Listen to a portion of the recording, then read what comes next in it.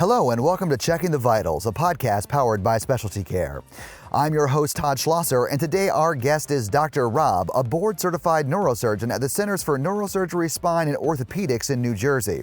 In this conversation, we discuss his path to neurosurgery, how the changing healthcare landscape led him to creating the Centers for Neurosurgery, Spine, and Orthopedics, and what he sees as the future of health insurance and why it is vital that that system fundamentally change.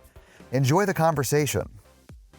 Thank you so much for joining us. We appreciate you being here. My pleasure. Dr. Raab. I would like to ask you, much like I ask all the surgeons that we talk to, what was it that got you into wanting to be a surgeon or wanting to be a doctor in general, maybe? I guess those are two different questions. Mm-hmm. First of all, I think most people who get into medicine who want to be doctors have this natural impulse to, they want to help people. Yeah. That's part of their DNA. Wherever they pick it up from, they do want to help. It fulfills them.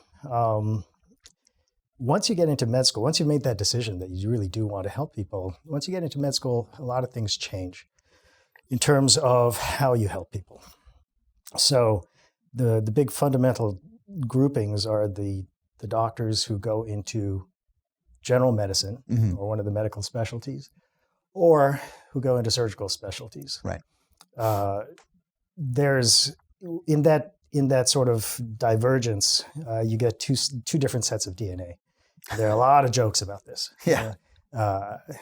Jokes, I won't tell the jokes, but jokes along the lines of, the family practice doctor and the pathologist and the surgeon go duck hunting. Yeah. And the story basically captures the difference in the personalities that go into those different fields. Right. In any event, once you've made that decision about becoming a doctor, there's the more cerebral individuals who will go into things like cardiology or internal medicine. Mm-hmm. And then there are those who just want to fix things, who want to use their hands, who like to think in three dimensions.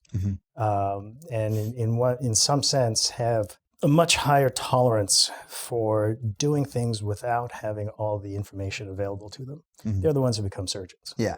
It's very rare for surgeons to be absolutely sure of everything that's about to happen, but they do have a tolerance for that. Sure. For when the unexpected happens, to deal with it and to deal with it rapidly. Yeah. Because I'd imagine, and I can't think of any more higher stake situation than surgery, especially the surgery that you guys do as neurosurgeons. So, and there are just too many variables. You can't know everything. Even going in, you can't know everything. So I'd imagine I might be paralyzed by that fear if something went wrong, and you must have to be able to just work through that and still be able to operate. I mean, operate in so much as work while that's going on. Certainly. But then, of course, that's part of training. Sure. How you deal with the situations. Pilots go through it. Surgeons go through it. Sure. And that's part of what everybody goes through in any event. Whatever job you go into, there's a world you become a master of, and once you've been in it for long enough, you've seen things, you've seen the variabilities, right?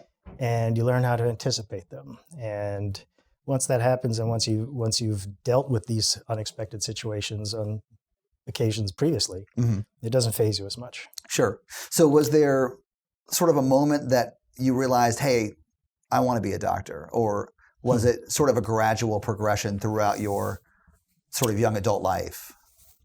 Not quite a progression as the return of a yo-yo. I come from a family of physicians. Oh, okay. My father, my grandfather, most of my uncles, all of my cousins. Right. Doctors. So that was sort of the default. Sure. If I did nothing else, I would have become a doctor. Fair enough. And then, of course, when I went to college, I discovered there's an entire world out there. Yeah. That has nothing to do with medicine, and I was hooked. Yeah. I started college as a molecular biophysics major. Oh, okay. And then my senior year, when I was planning out my course schedule for my final year in college, I realized I can't spend another moment in the lab. Sure. And I tried to figure out, based on all the electives I had taken, the non-science electives I had taken, what other major can I finish with? And so I found one, and I finished with a non-science degree. Oh, yeah? Yeah. Okay. And because my passion, even at that time, was history. Oh, yeah? And then after college, I did not plan on going to med school. Mm-hmm. I drove out to California. I lived on a beach, and I thought I'd be a writer. So was it the familial expectation that brought you back to med school, or was it? Well, no, my family stopped talking. Fair enough. No, what brought me back was the recognition that I really had no talent as a writer. Yeah, I've had those moments too. I thought I had the great American novel in me, but it wasn't there. So I had the fallback. Math and science come easy. Yeah. And I'm not profiling my race. Oh, sure. It's just the way it is. Well, you're sort of born into it. Exactly. Yeah. After spending 4 years out in California in the wilderness trying to make it as a writer and failing, I came back and went to med school. Okay. What med school did you end up going to? SUNY, State University of New York. Yeah, upstate New York. Yeah. Well, downstate actually. Oh, okay. Okay. And then you went to med school, get through that, and then you went into, well, when did you decide neurosurgery was for you? Was that during med school? Was it before? Well, that's something else that was interesting. I had not made up my mind going into med school whether I'd even go into a surgical or a non-surgical discipline. Oh, so you hadn't decided? I had not decided. Yeah, okay. My freshman year, though, in med school, I got exposed to, I didn't think of them at the time, but they were mentors. Mm-hmm. People who had a huge influence on me, and the one who had the largest impact was the chief of neurosurgery. Oh, well, there you go. And it's funny how these things work. You're sort of a tabula rasa, and you meet somebody that you think, wow, I want to be like that. Yeah. Whether or not you're aware of it. Sure. It certainly would have been if somebody told me that's what I was doing, modeling myself off someone else. Yeah. But it was not just the intellect. It was not the unbelievable, almost obsessive approach to perfection. Mm-hmm. I mean, that was maybe that was a natural bond, mm-hmm. but it was more what we were talking about before about why some people go into non-surgical specialties versus others. I understood something about myself that I like fixing things rather quickly, right, and I'm okay with risk. Yeah. I don't panic over it. Yeah. And so as far as neurosurgery, there's something about the precision of the discipline, mm-hmm. especially for neurosurgeons do both brain and spine. Right. Anywhere there's a nerve will operate. So I do brain, I do spine, I do peripheral nerve. Mm-hmm. But for instance, early this week, I was doing a skull-based tumor. Okay. Basically standing in one spot under a microscope for about 8 hours. Oof. And within a few cubic centimeters of space, there are maybe 100 named structures, of which I can see half. Mm-hmm. I have to know where the others are. And because an imprecise move could have devastating consequences for when the patient wakes up. Yeah. That is maybe that requires a tolerance for that. Absolutely. That's and a lot of training. And a lot of training, yeah, of course. Yeah, so you graduate med school, and then you go to get that specialized training in a residency, right? So where did you practice your residency? So I came back to New Jersey. Oh, okay. In Newark. Okay. Trained with the chairman, Peter Carmel. And your residency was 7 years? Yeah, well, there's a general surgery, and then there's the neurosurgery residency training after that. And you can put in a year of research in there, right, if you want. Yeah. And once you come out, you are... should say, once they set you upon an unsuspecting public, you are fully qualified to operate on the brain, the spine, peripheral nerves. Right. Now, and forgive me for not knowing this, but do you pass your boards as a part of residency, or is it post-residency that you actually take the boards? Boards is actually a two-step process. Okay. So there's the written boards, which you take while you're still a resident. Okay. And then there's the oral boards. Typically, you take it 3 to 5 years after you're out. Okay. So once you've got even more hands-on training. Right. Which I realize residency, you may get 3,000 touches in surgery, and that's the point of your residency is to get good at what you're going to be doing post that. But they just want you to have more of that, I suppose. Right. So you finish your residency, and do you immediately go work for a private practice, or did you go to like a hospital group, or what was the path for you? About half and half. Initially, I was supposed to do a skull-based fellowship. Okay. My chairman, just like every other chairman in the country, wants his or her chief resident to go into academics, to be shot into the stratosphere of academic neurosurgery. Sure. And that was going to be my path as well. But, life intrudes. Right. Had a family, kid, wanted to spend time. Sure. And so I went into private practice. Right. A humble country doctor. In New Jersey? In New Jersey. Yeah. So you started, was that when you started your own practice? No. So Okay. I joined, it was actually the oldest practice in Bergen County. Okay. At the time, it was Bergen Passaic Neurosurgery Associates. Okay. We were basically it for a population of about 1.2 million or so. That's a lot of people. Between Bergen County and Passaic County and some of Morris County. Back then, things weren't quite as crowded as they are right now. Sure. Medicine back then would have been recognizable to, say, my father's generation of physicians in terms of you come out of training, you set up shop, you hang a shingle, you Sure. see patients, you practice for 30 years and you retire. That isn't so much the path anymore, though. Not at all. Yeah. You worked at a practice that you, I guess, joined into. Right. And how long did you do that before you decided to hang up your own shingle? Well, what we did was we just morphed the practice Okay. into what it is now. Okay. Back then, it was Bergen Passaic Neurosurgery Associates.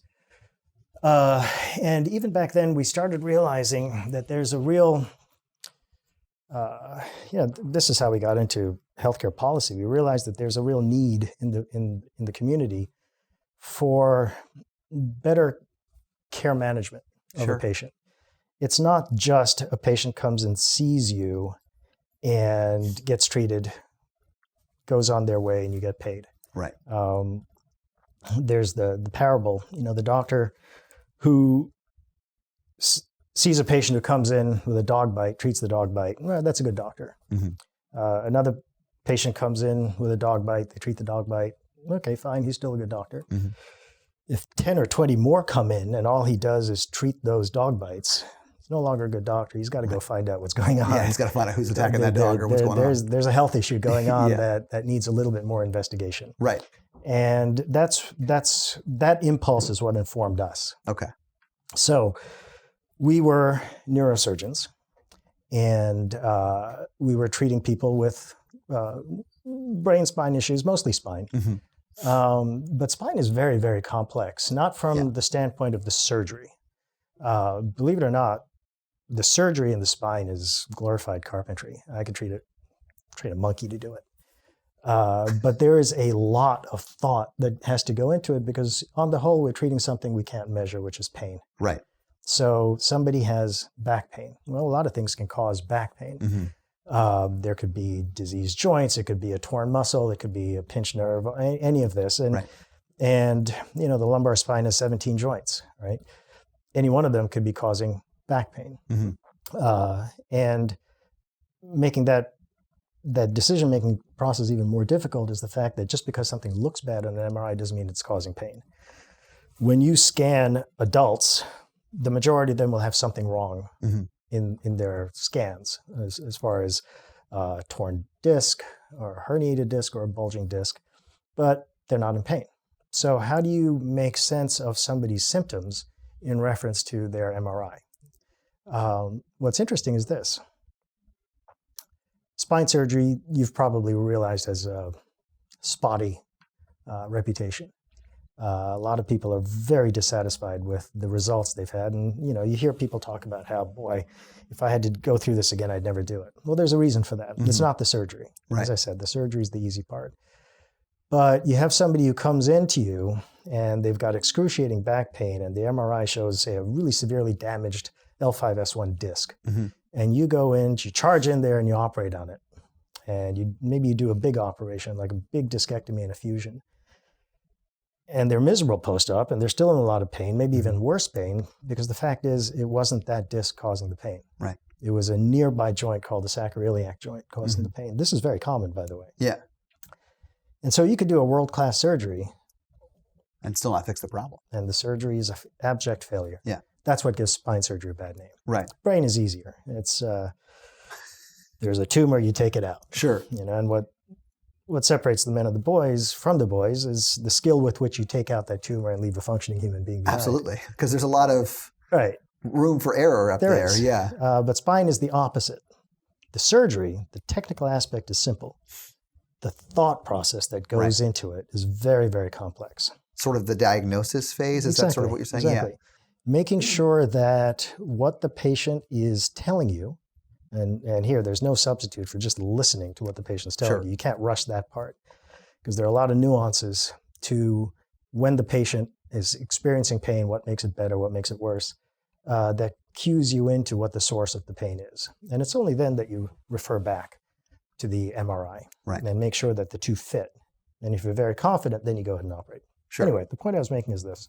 Because it is difficult to do the diagnosis, it's very difficult to figure out what to do with a patient with back pain or neck pain. Mm-hmm. So when we were Brigham Passaic Neurosurgery Associates, we get a lot of patients who would come to us expecting some kind of surgical fix when in fact we realized they didn't need surgery at all.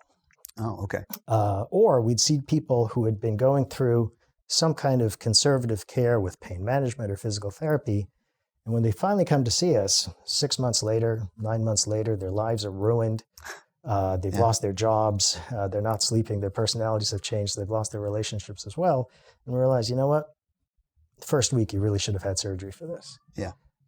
So what we decided to do is go out and fix a more general problem, like the dog bites. Right. So the problem was when somebody has, say, back pain, they go to their doctor, and the doctor may or may not know, the primary care doctor, well, what do I do with this patient? Remember, it's a very complex thing. I was, after 4 years of med school and 4 years of college, 4 years of med school, and then 7 years of residency, and now I've been in practice now for 17 years or so. Mm-hmm. I still think it's difficult to diagnose a patient. Imagine somebody who hasn't gone through that, the primary care physician, who maybe orders the MRI too early when it's just a sprain. Sure. Or inappropriately sends the patient for physical therapy when they should be evaluated surgically. Well, all of that, or pain management for that matter, because of that, patients were bouncing around a lot with losing time, losing wages, getting inadequate care. So what we decided to do was take that problem away from the referring physicians or the case managers or the lawyers who had injured patients come into them. Sure. And basically say, don't even worry about what to do with this patient. Send them to us. Right. And we will figure it out. And we will have all the resources necessary to take care of that patient. But that requires you to bring a lot of stuff in-house, right? That's exactly it. Yeah. So how'd you go about doing that? One-stop shopping. That's when we created this place here. Mm-hmm. So we brought in all the pain management. Okay. We brought in X-ray, we brought in physical therapy, and we brought in the surgeons. And so the workflow we created was somebody with back pain, they'll come in. They don't know what they're going to need, but we will. And we'll figure it out for them very, very rapidly. Right. Yeah, surgery may not be their option. It may be physical therapy or... Surgery is usually not the option, in fact. It's very rare. It's about 5% of patients who come through Wow, that low. I didn't realize that. Who really need surgery. Okay. But it's very important for the people who don't need surgery to get them treated and back to their lives as fast as possible. And the diagnosis is key here. Yeah. If they need the injections first and then the physical therapy. And for most people, what they really need, most people can cure themselves. They just need to be shown how. Sure. Okay. So anyway, that's why we built this place. And so that was a strategic move. Mm-hmm. So we're not just hanging a shingle, seeing patients, and we're actually going out in the community and solving a problem. Right. You could almost think of it as a population health problem. There's back pain, right, which is 20% of the cost drivers in healthcare in this country. Yeah.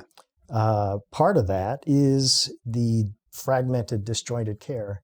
And so we were trying to create something that's more coordinated. Yeah.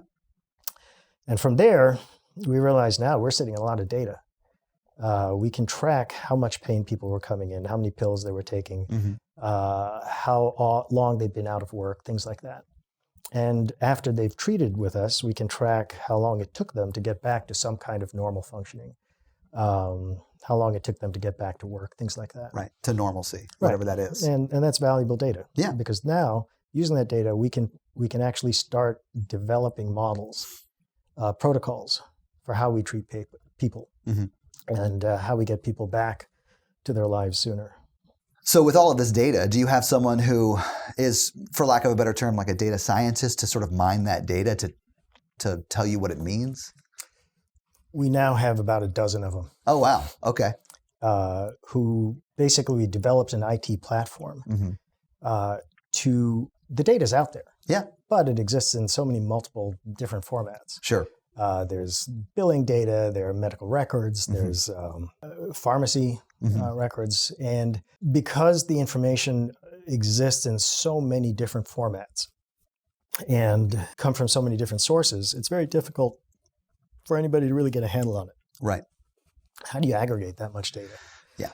And how do you normalize it into some kind of common data model from which you can make meaningful analyses that can drive decision making? Absolutely. So that's what we did. And, obviously we don't need that kind of analytics engine for just one practice.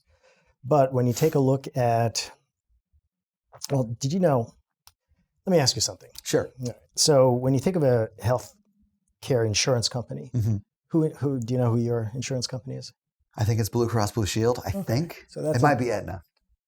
All right. So Blue Cross Blue Shield Horizon has 44% of the market share in New Jersey. Okay. It's the dominant player. Yeah. Aetna second.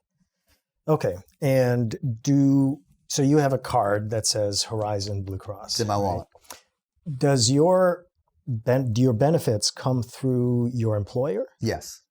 And does the employer, is it self-funded or is it fully funded? I think it's a mix, right? So I pay something and they pay something, right? Okay, so this is what I'm getting at. Historically, when you think of your insurance company, you pay your premium to the insurance company. Right.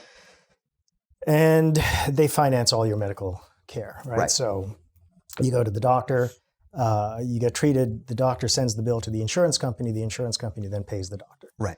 All you have to do is pay your premiums. Sure. And your copays and deductions. Right. Okay. And it's the insurance company who's actually paying the big bill. Right. Well, that's historically how it used to be. So the first insurance company, interestingly enough, was Blue Cross Blue Shield, opened its doors in Newark in 1932. And that was the model. Now, there's been a huge shift away from that.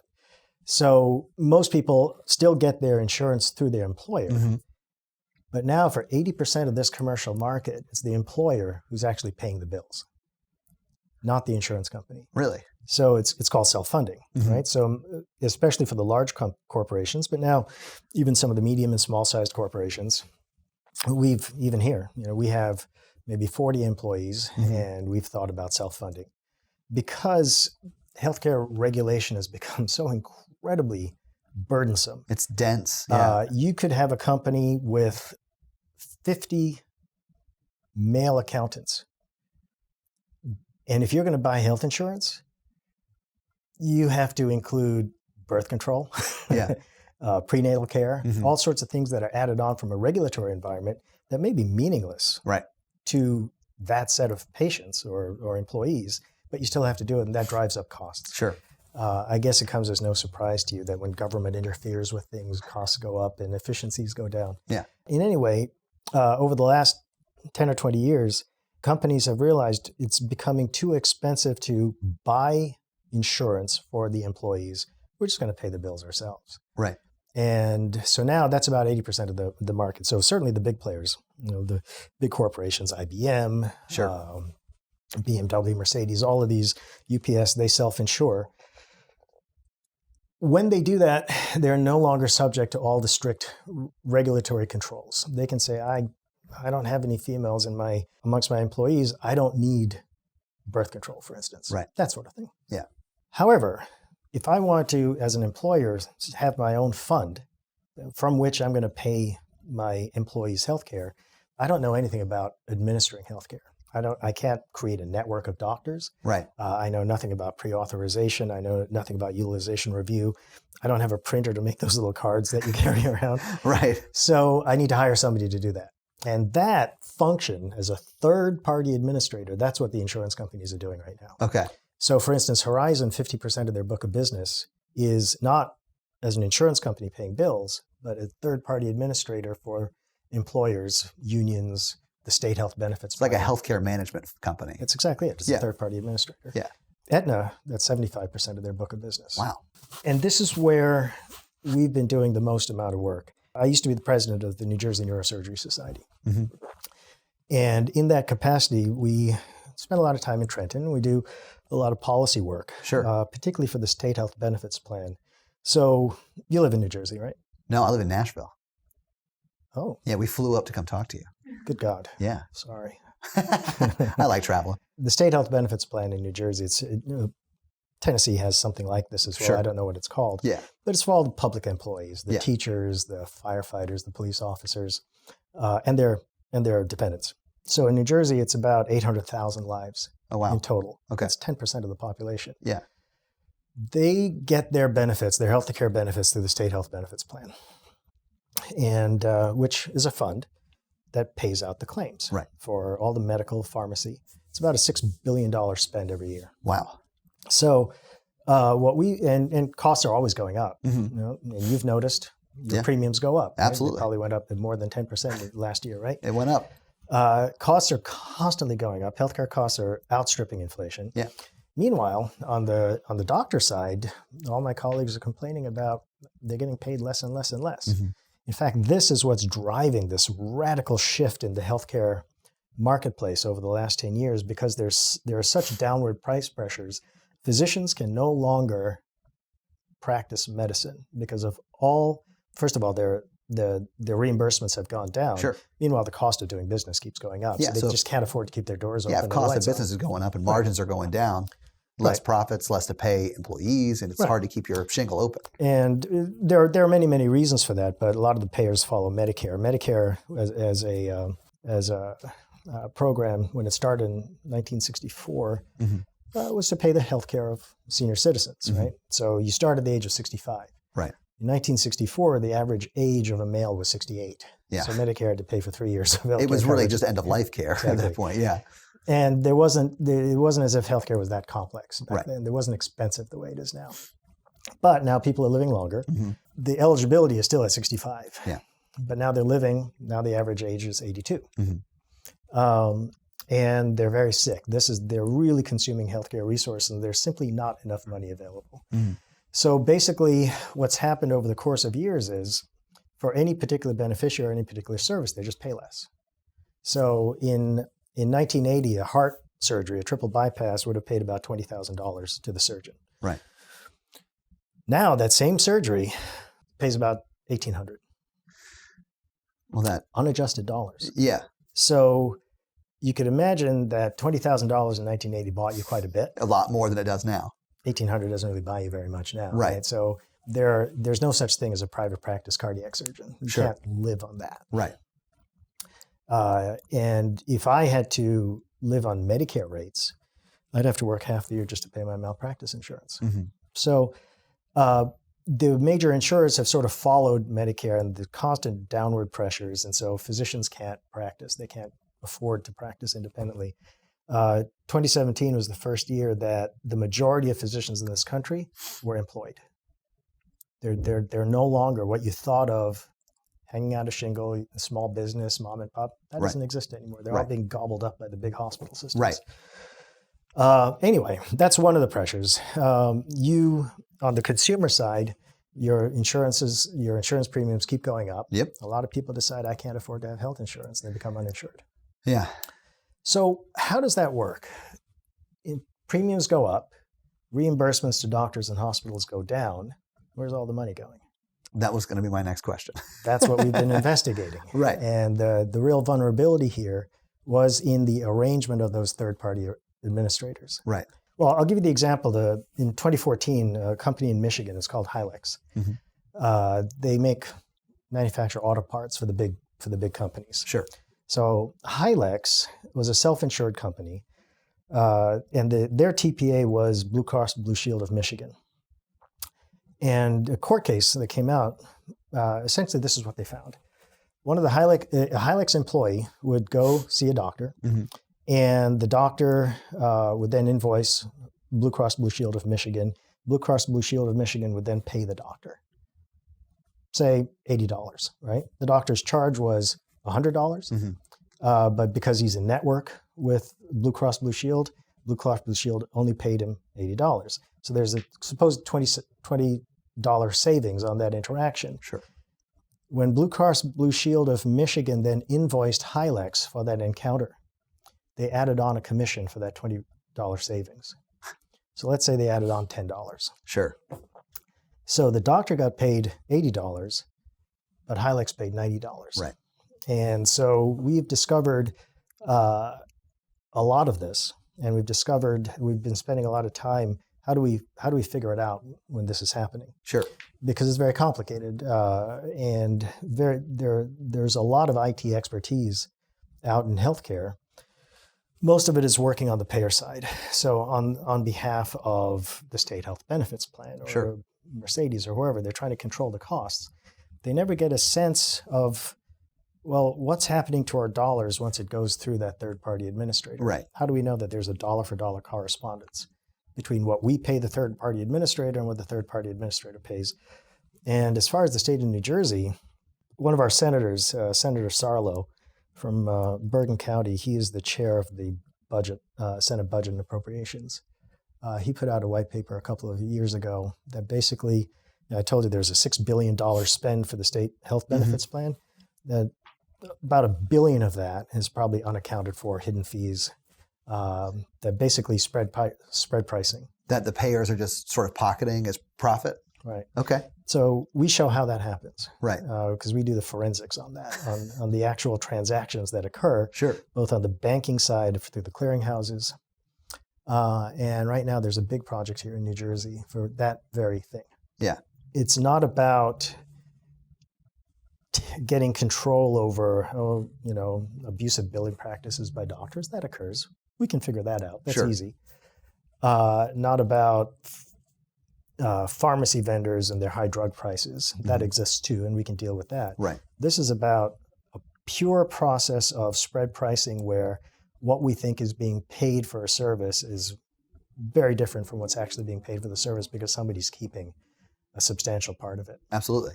So, man, I bet payers don't like you a lot right now. No. There was a time when I used to spend a lot of time testifying before committees on this. My wife suggested that I hire somebody to start my car. Well, hopefully it doesn't come to that. What is the solution there? Like, what can be done to fix that, for lack of a better term, bloat in the system, or the siphoning off of, what's being paid and what the doctor's receiving for their work? Well, this is where we're going. And this is going to be the next evolution. 1932, when the first insurance company, that was a big step in people not really having to worry about going bankrupt because they get sick or they get hit by a bus. They can buy insurance for that now. That was a nice big step. Yeah. The next step, of course, was in the 90s and early 2000s when employers became self-funded. Right. The next step, and then, as I said, the insurance companies became the middleman. Right. They were the third-party administrators. The next step is to get rid of the middleman altogether.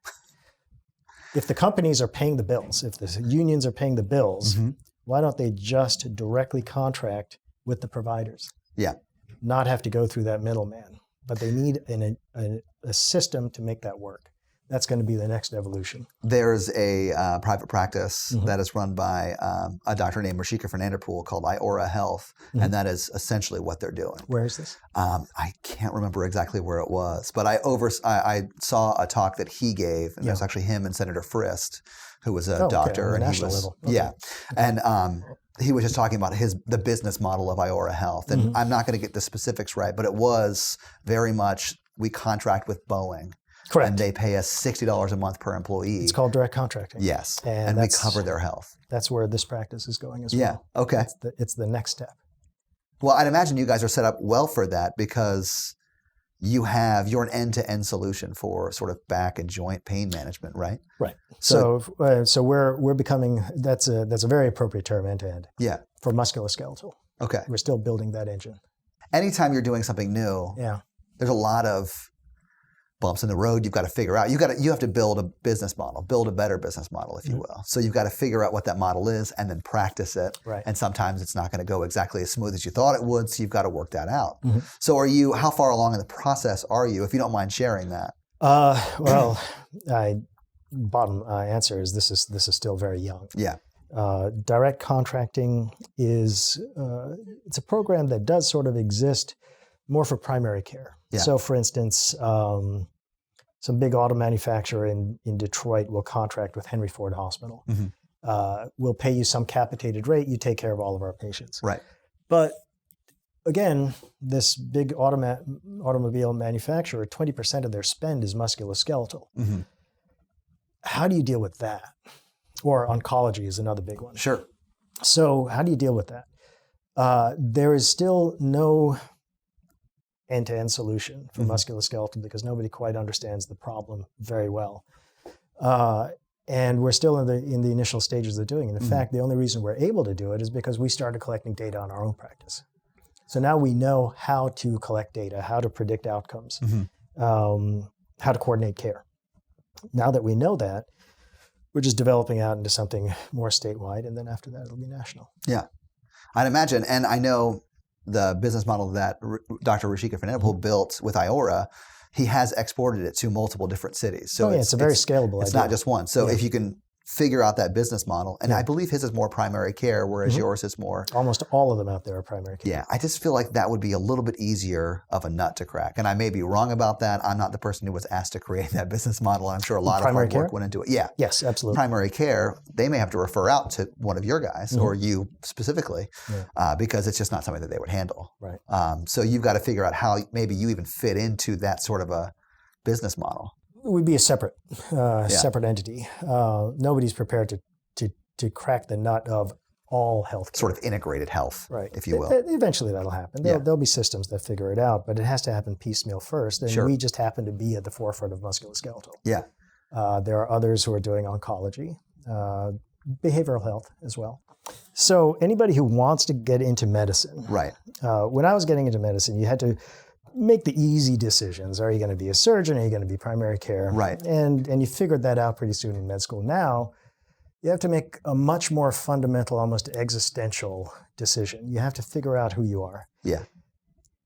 The way medicine is going right now, doctors are no longer independent. Right. They're going to become shift workers. And if you're okay with that, if you're okay with you clock in, you see the patients, you clock out, and then you don't think about them anymore, then medicine is right for you.